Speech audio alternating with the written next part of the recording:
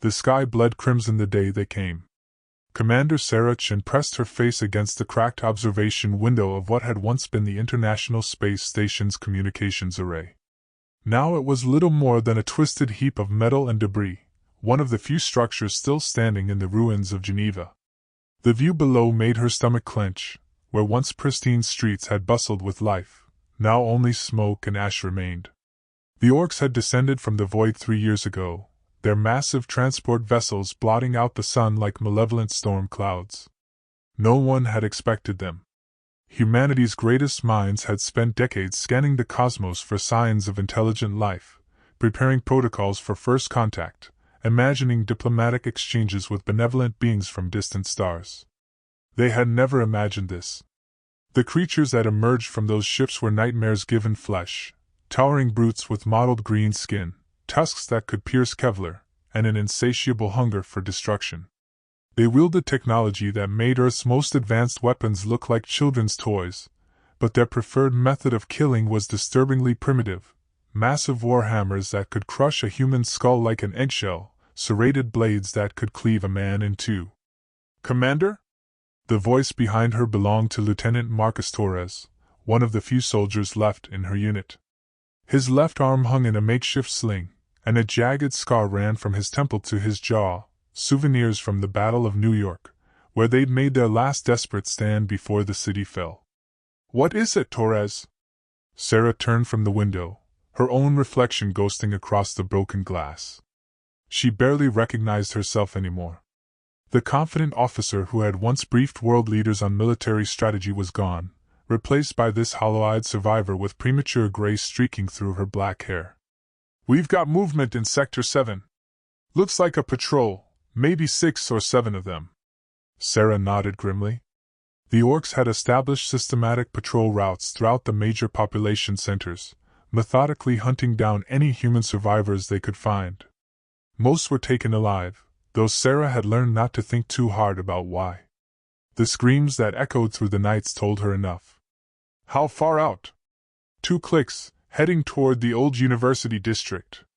That was where they'd established their current hideout, an abandoned subway tunnel system that the Orcs hadn't yet discovered. Nearly 50 survivors called it home now, including a handful of children whose parents had died in the early days of the invasion. "Signal the others," Sarah ordered. "Full evacuation protocol. We moved to the backup site within the hour." Torres nodded and turned to leave, but Sarah caught his arm. "Marcus, how many does that make it this week?" His expression darkened. "This is the 4th patrol sweep in Sector 7. They're tightening the noose." Sarah had suspected as much. The Orcs were intelligent, more intelligent than anyone had initially realized. They weren't just mindless berserkers. They were strategic, methodical. They understood that the key to maintaining control over a conquered population was to never let that population feel safe, never let them establish any sense of permanence or hope. It was working. "Commander!" Another voice, this one high-pitched with panic. Sarah turned to see Private Jennifer Walsh scrambling up through the debris-filled stairwell, her face flushed with exertion. "Ma'am, you need to come see this." "Now." Walsh led them down through the twisted remains of the building to what had once been the lobby. Most of the ceiling had collapsed, creating a natural amphitheater of concrete and steel. In the center of this space, a group of survivors huddled around a battered radio setup that their tech specialist, Dr. Elena Vasquez, had cobbled together from salvaged parts. Elena looked up as Sarah approached, her dark eyes bright with something Sarah hadn't seen in months: excitement. "Commander, you're not going to believe this," Elena said, adjusting her thick-rimmed glasses. "I've been monitoring Orc communications frequencies, trying to decode their transmission patterns. And I think I've found something. A weakness." Sarah felt her pulse quicken. "What kind of weakness?" Elena pulled up a series of waveform patterns on her makeshift display. "Their ships, the big ones, the dreadnoughts, they all rely on a central power source. Some kind of exotic matter reactor that provides energy for their shields, weapons, everything." "We already knew that," Torres interjected. "Every military analysis came to the same conclusion." But those reactors are buried deep inside ships the size of Manhattan. There's no way to reach them.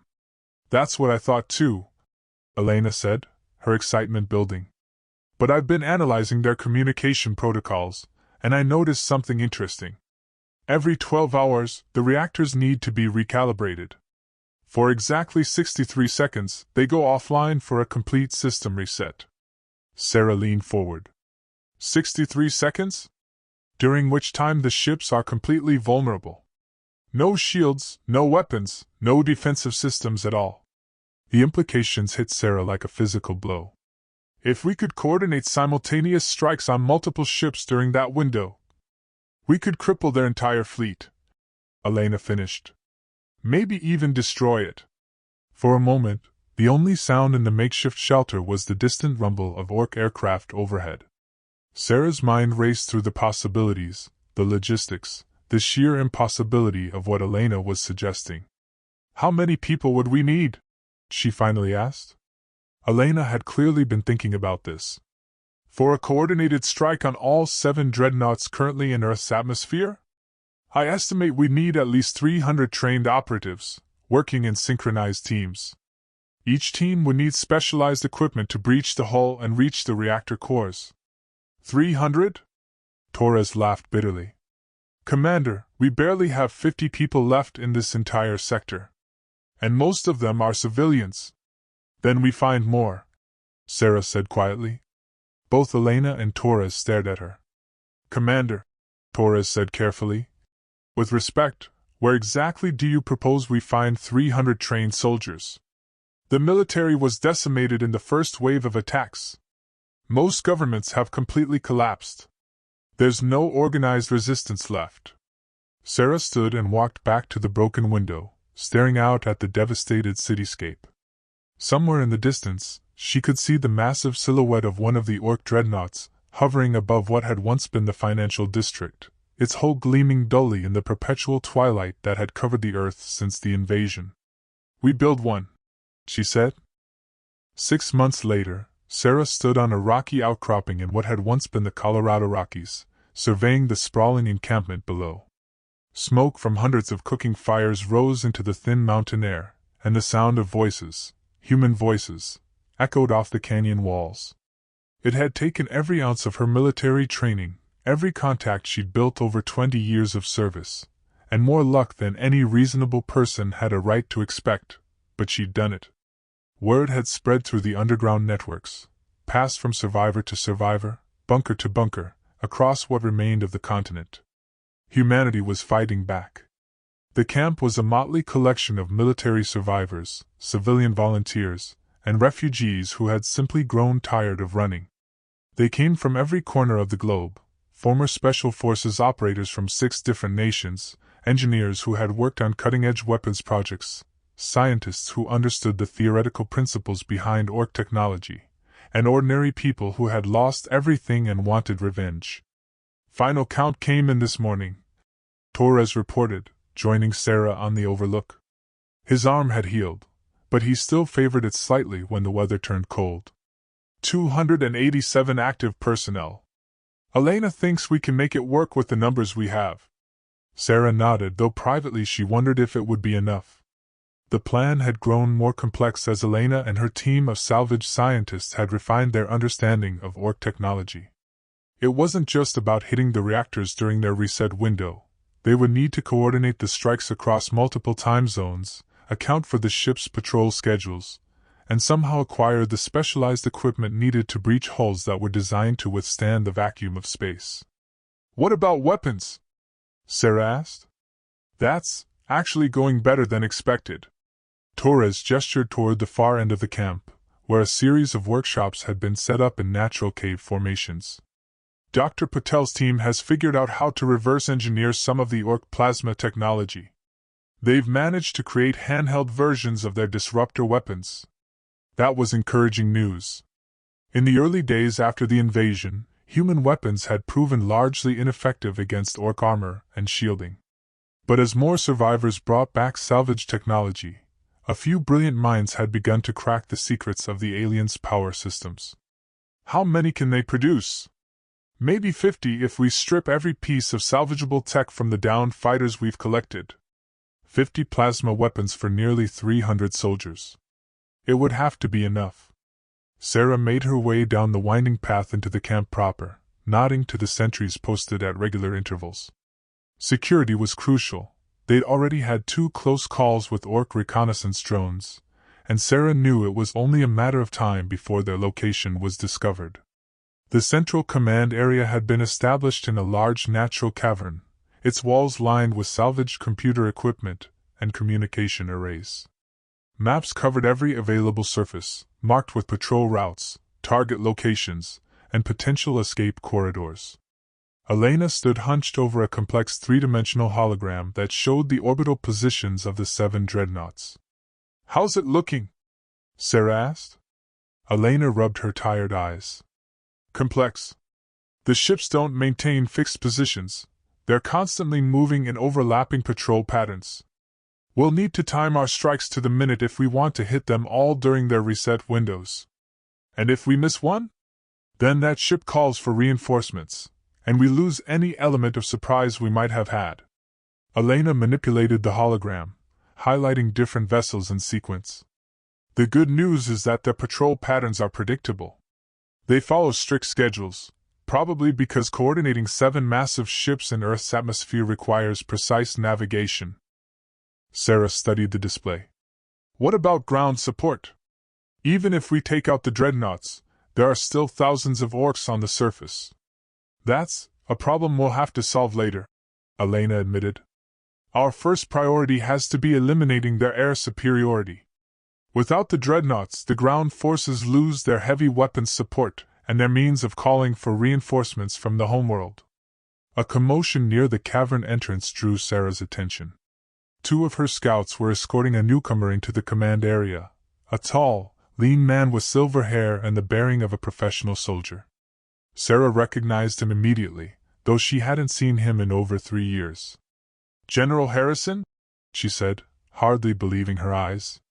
General James Harrison had been the Joint Chief's leading expert on asymmetric warfare before the invasion.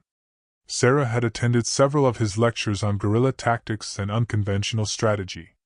She'd heard rumors that he'd died in the destruction of Washington, D.C., along with most of the government leadership.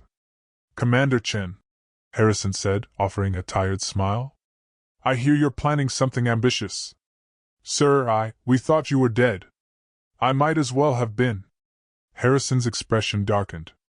"I've spent the last 3 years moving from one underground bunker to another, trying to coordinate resistance efforts. Most of the time, I felt like I was herding ghosts." He gestured around the cavern. "But this is the first real hope I've seen since the invasion began." Sarah felt a mixture of relief and apprehension. Having Harrison's experience and tactical knowledge would be invaluable, but she'd grown accustomed to command authority. Technically, Harrison outranked her significantly. As if reading her thoughts, Harrison raised a hand. "Let me be clear, Commander. This is your operation. I'm here to help, not to take over. You've accomplished something remarkable here." Over the next several hours, Sarah briefed Harrison on their plan, their resources, and their timeline. The general listened intently, occasionally asking pointed questions or suggesting tactical refinements.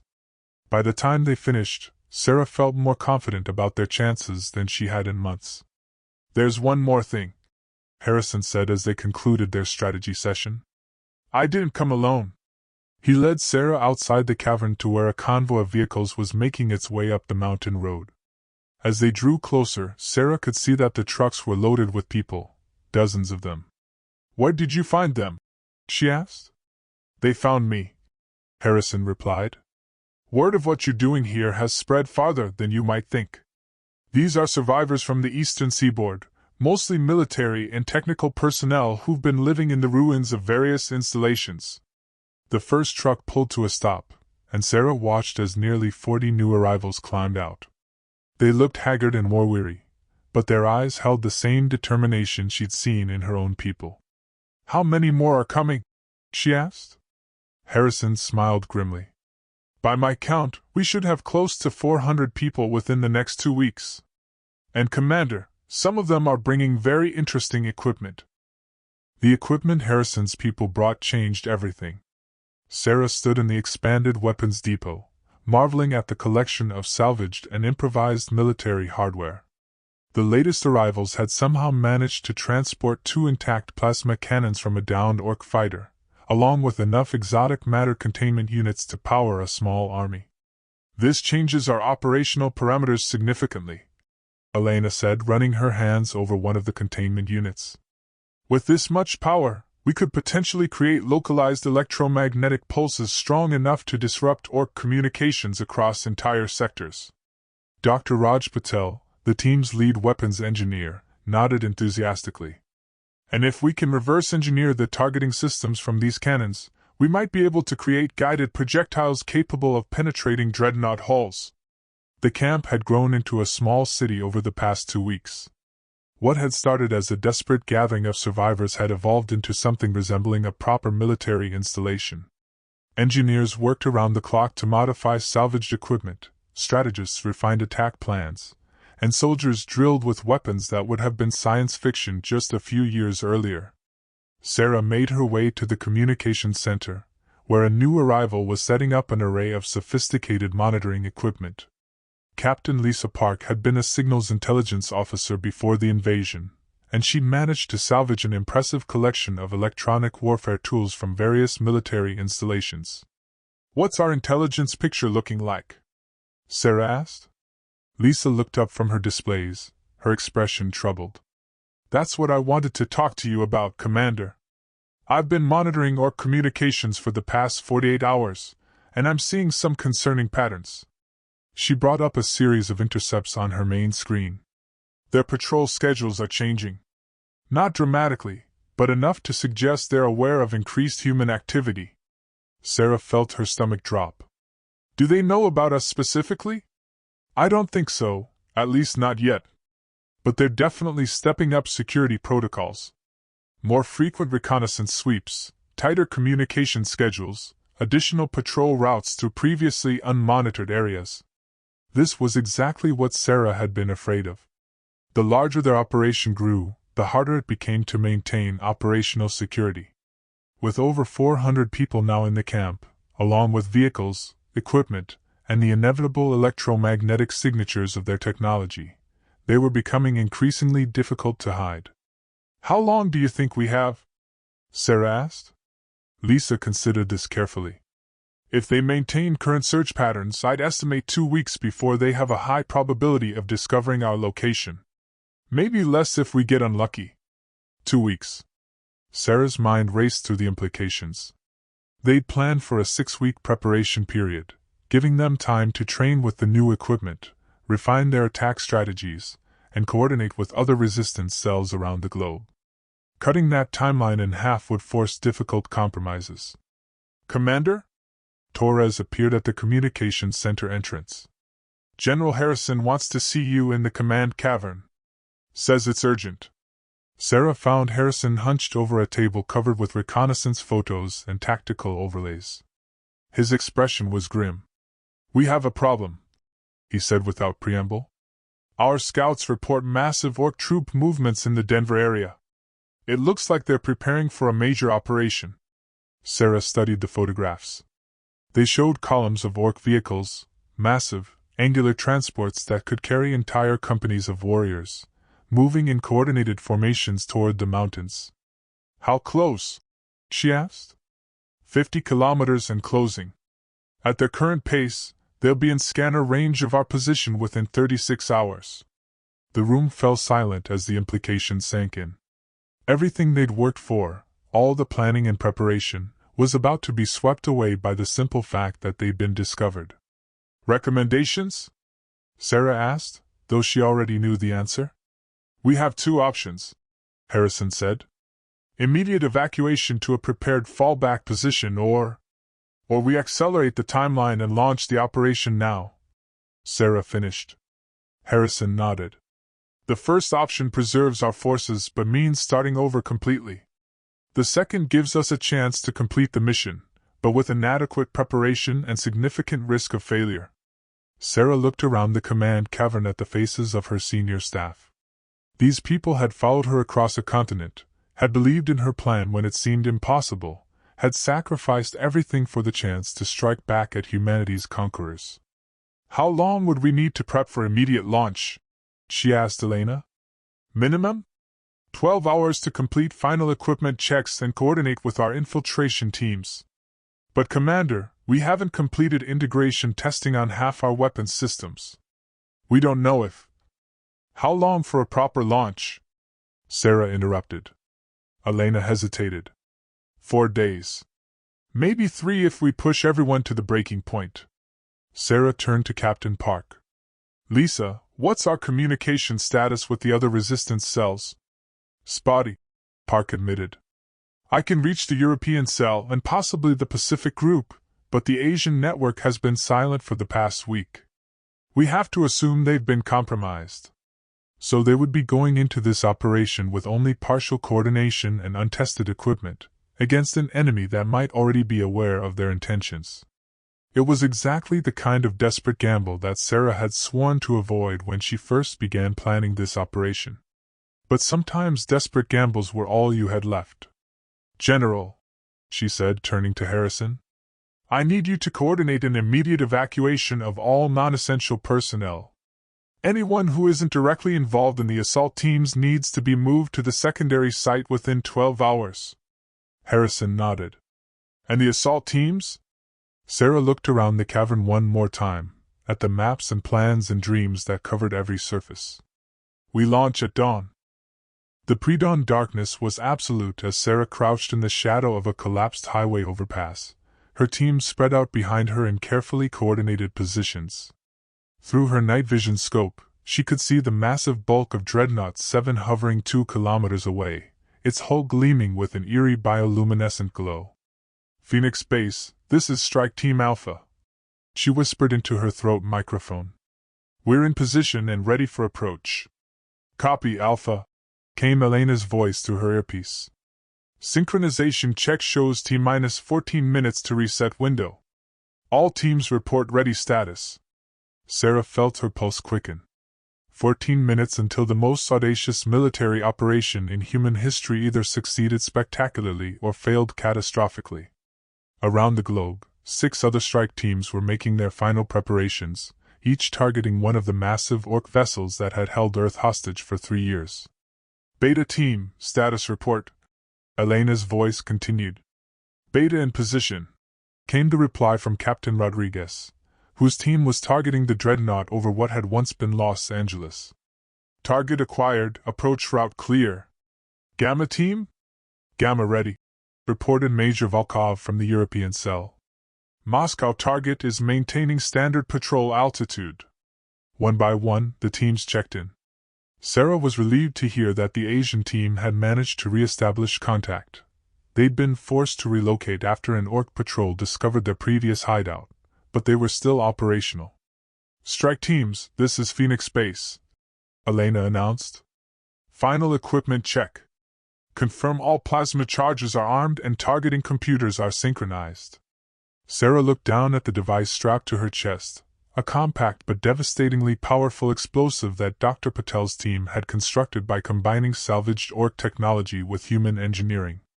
It was designed to overload the exotic matter reactor at the heart of each dreadnought, theoretically causing a chain reaction that would destroy the entire vessel. Theoretically. "Alpha Team, charges armed," Sarah reported. "Beta Team, charges armed." "Gamma Team, charges armed."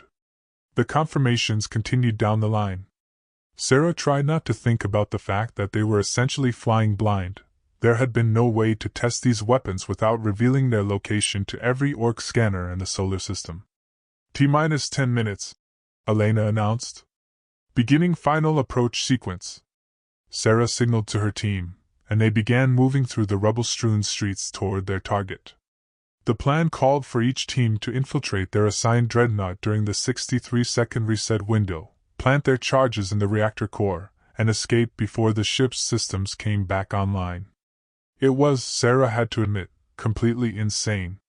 "Phoenix Base, this is Delta Team," came an urgent whisper over the comm channel. "We have a problem." Sarah's blood went cold. Delta Team was targeting the dreadnought over the ruins of Tokyo, one of the most heavily defended positions in the Orc fleet. "What's your status, Delta?" Elena asked. "Our target just altered course. It's moving away from the planned intercept point." Sarah cursed under her breath. If one of the dreadnoughts deviated from its expected patrol route, it could throw off the entire operation. The timing had to be perfect. If they missed even one ship during the reset window, that vessel would be able to call for reinforcements and coordinate a counterattack. "Can you adjust your approach?" Elena asked. "Negative," came the reply. "New course takes them over a heavily populated Orc ground installation. Too much anti-aircraft coverage for approach." Sarah closed her eyes, running through the tactical implications. They could abort the mission and try again another day, but that would mean relocating the entire operation and hoping the Orcs didn't discover them in the meantime. Or they could proceed with 6 targets instead of 7, accepting that one dreadnought would remain operational. "T-5 minutes," Elena announced. "All teams, final decision point. Continue with mission or abort?" Sarah thought about the children hiding in the mountain caves, about the thousands of human survivors scattered across the planet, about the screams that echoed through the night in every Orc-occupied city. "Alpha Team continues," she said firmly. "Beta Team continues. Gamma Team continues." One by one, the teams confirmed their commitment. Even Delta Team, unable to reach their primary target, volunteered to strike at a secondary objective, a smaller Orc vessel that might not have the same defensive capabilities but would still represent a significant blow to their fleet. "T-2 minutes," Elena announced. "All teams, begin final approach." Sarah and her squad emerged from the rubble of a collapsed shopping mall to find themselves at the base of the dreadnought's landing zone. The ship hovered 50 meters above a cleared area that had once been a city park, its massive bulk blotting out the stars. Tendrils of energy crackled along its hull, and the low hum of its power systems was audible even at ground level. "T-60 seconds," Elena announced. "Prepare for reset window." Sarah's team activated their grappling hooks, another piece of reverse-engineered Orc technology that would allow them to scale the ship's hull in seconds. Around her, the other team members made final checks of their equipment, their faces grim but determined. "T-30 seconds." Sarah could feel her heart hammering against her ribs. Everything they'd worked for, everything they'd sacrificed, came down to the next minute. "T-10 seconds." She raised her grappling hook, aimed at a point high on the dreadnought's hull where Dr. Patel had calculated the armor would be thinnest. 5, 4, 3, 2, 1, reset window is open. Go, go, go! The dreadnought's shields flickered and vanished. Its weapons powered down. For exactly 63 seconds, the most powerful warship in the Orc fleet was completely defenseless. Sarah triggered her grappling hook and felt herself yanked upward through the darkness, the city falling away below her as she ascended toward the belly of the beast. The hull of the dreadnought was larger than Sarah had imagined, stretching away in all directions like a metallic landscape. Up close, she could see that what had appeared to be smooth armor plating was actually composed of millions of hexagonal scales, each one inscribed with intricate patterns that seemed to shift and writhe in her peripheral vision. "Charge is set," reported Torres through her earpiece. He and Sergeant Walsh had peeled off to target the ship's secondary power conduits, while Sarah and Private Kowalski made for the main reactor core. "Confirmed," Sarah replied, following the route they'd memorized during endless planning sessions. According to their intelligence, the reactors should be located in the ship's central core, protected by multiple layers of armor and security systems that would be offline for, she checked her timer, 37 more seconds. The entry point Dr. Patel had identified was a maintenance hatch designed for automated repair drones. Sarah pulled the plasma torch from her equipment pack and began cutting through the external seal, the superheated beam slicing through Orc metallurgy like a knife through butter. "Phoenix Base, this is Alpha Team," she reported. "We're inside the outer hull. Proceeding to target." "Copy, Alpha. Be advised, other teams are reporting similar progress. Gamma Team has reached their reactor level. The maintenance shaft was barely wide enough for a human body, forcing Sarah and Kowalski to crawl single file through a tunnel that angled downward into the ship's interior. Emergency lighting cast eerie shadows on the walls, and Sarah could hear the distant hum of machinery that apparently continued to function even during the reset cycle. "Jesus," Kowalski muttered as they emerged into a larger corridor. "This place is huge." He was right. The interior of the dreadnought was like a vast city, with passages branching off in every direction and ceiling that disappeared into darkness high above. Bioluminescent strips provided minimal lighting, giving everything an otherworldly green glow. "Reactor core should be this way," Sarah said, consulting the schematic Elena had provided. They moved quickly but carefully through the corridor, alert for any sign of Orc crew members who might have remained on duty during the reset. 15 seconds. Elena's voice crackled through their earpieces. Sarah broke into a run, Kowalski close behind her. According to their intelligence, the reactor core was located behind a series of blast doors that would be unlocked during the reset window. If those doors closed before they reached the target. 10 seconds. They rounded a corner and found themselves facing a massive circular portal inscribed with the same shifting patterns they'd seen on the hull. As they watched, the portal began to iris open, revealing a chamber beyond that pulsed with brilliant blue light. 5 seconds. Sarah dove through the opening just as the portal began to close, rolling across the deck and coming up in a combat crouch. Kowalski followed a heartbeat later, the portal ceiling shut behind them with a sound like grinding stone. "We're in," Sarah reported, looking around in amazement. The reactor core was unlike anything she'd ever imagined. The chamber was spherical, perhaps 50 meters in diameter, with no visible floor or ceiling. Instead, Sarah and Kowalski stood on a narrow walkway that spiraled around the chamber's equator, while the reactor itself, a brilliant blue sphere of contained energy, floated in the exact center of the space. "Alpha Team, this is Phoenix Base." Elena's voice had taken on an urgent tone.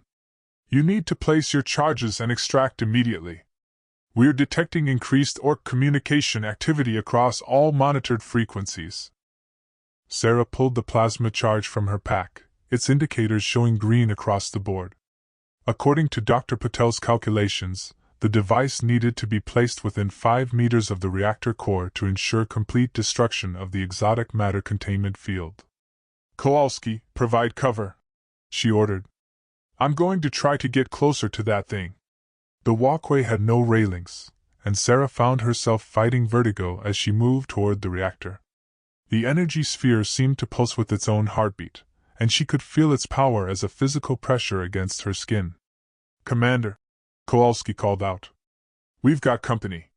Sarah spun around to see the portal opening again, revealing 3 Orc warriors in full combat armor. They were larger than any Orc she'd encountered before, nearly 3 meters tall with arms that looked capable of crushing a human skull barehanded.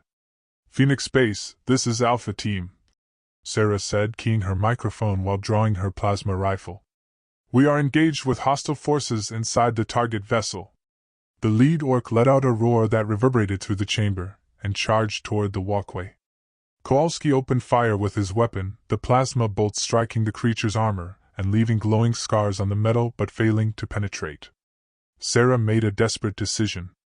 Instead of trying to fight their way out, she turned and sprinted toward the reactor core, pulling the activation pin from her plasma charge as she ran. "Alpha Team, what's your status?" Elena's voice was barely audible over the sound of weapons fire. "Charge is armed," Sarah replied, leaping from the walkway toward the floating energy sphere. "Beginning extraction." The jump was further than she'd anticipated, and for a terrifying moment she thought she would miss the reactor entirely and fall into whatever lay at the bottom of the spherical chamber.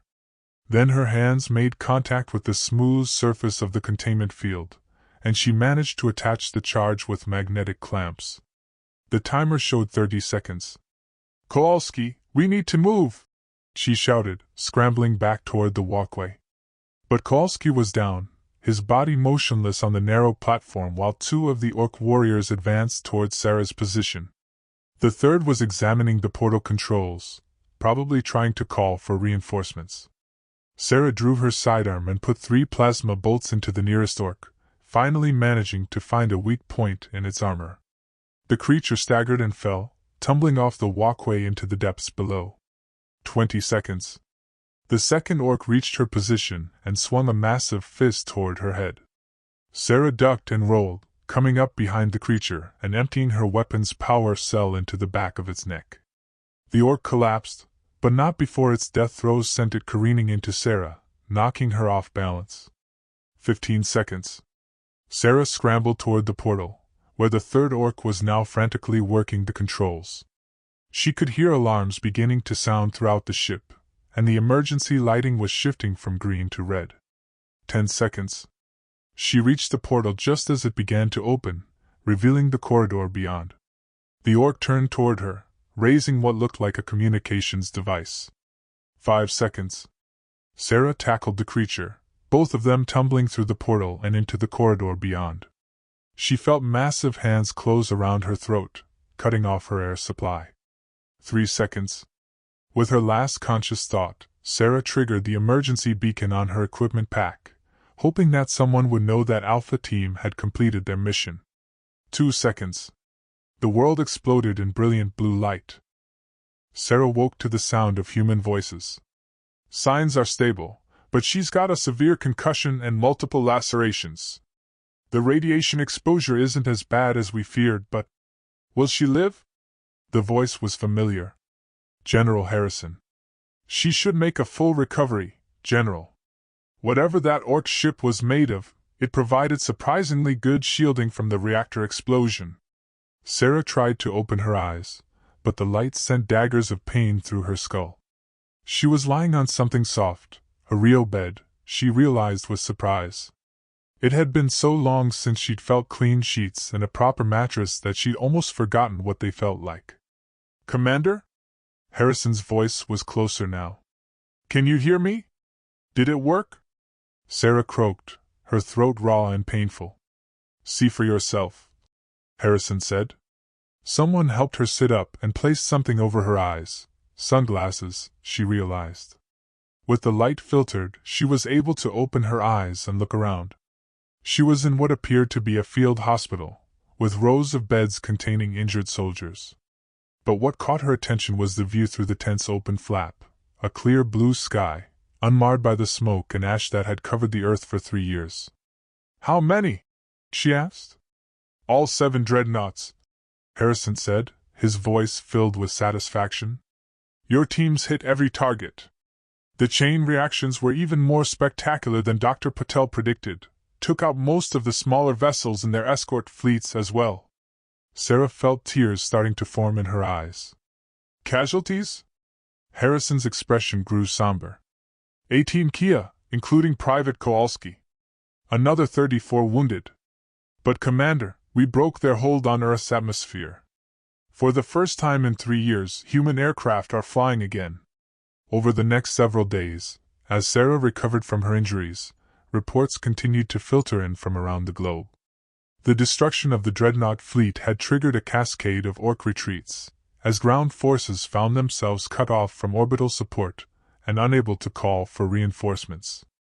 Resistance cells that had been hiding for years emerged from their bunkers to find orc garrisons abandoned, their equipment left behind in the rush to reach evacuation sites. It's not over, Elena cautioned during one of Sarah's briefings. Long-range sensors show massive fleet movements in the outer solar system. They're regrouping for a counterattack. How long do we have? Sarah asked.